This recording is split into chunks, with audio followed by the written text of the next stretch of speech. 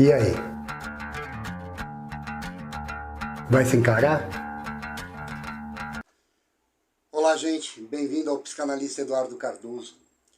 Você sabe o que é mecanismo de defesa do ego? Os mecanismos de defesa do ego, que a psicanálise tanto fala, são os mecanismos usados pelo nosso aparelho psíquico para proteger o nosso ego. A ideia inicial é essa. Ou seja, é uma forma de nós nos adaptarmos às regras que existem. Então, ou seja, eu tenho meus desejos, tenho minhas vontades, e para realizá-las, eu preciso seguir algumas regras. Um exemplo, uma relação sexual. Para que eu tenha uma relação sexual, eu preciso de alguém que me queira, senão será uma agressão, um estupro. Eu posso responder por isso, isso pode me trazer algum dano. E eu preciso de um local apropriado, porque senão eu também posso ter um problema criminal com isso, e até mesmo ser agredido, né? Por estar ali num lugar inapropriado, tendo a minha relação. Então, basicamente, essas regras para a realização sexual cabe muito bem, nós aceitamos muito isso. Aceitamos muito bem. Nós aceitamos muito bem porque isso são os mecanismos de defesa do ego. Ele serve para nos preservar quando nós formos realizar os nossos desejos. Essa é a maneira saudável do mecanismo de defesa. Quando ele deixa de ser saudável? Quando a regra começa a ser excessiva. Quando existe muito mais regra para você realizar o seu desejo.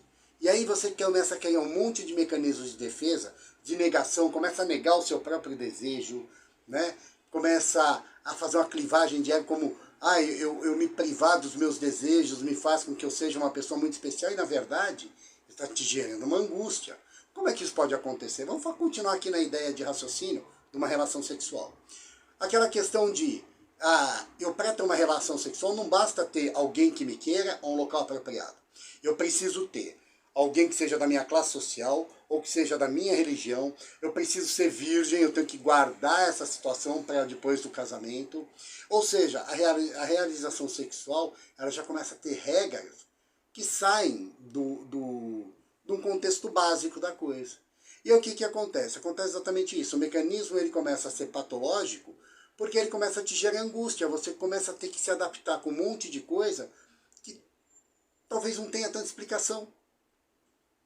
Talvez a coisa seja mais simples do que se imagina, mas a questão é que as regras que acabam sendo colocadas pelos nossos formadores de caráter acaba prejudicando a coisa de ser como deve ser, e onde se geram as angústias, as ansiedades, as depressões e todas essas coisas, que nada mais são realmente do que a dificuldade na realização dos nossos desejos.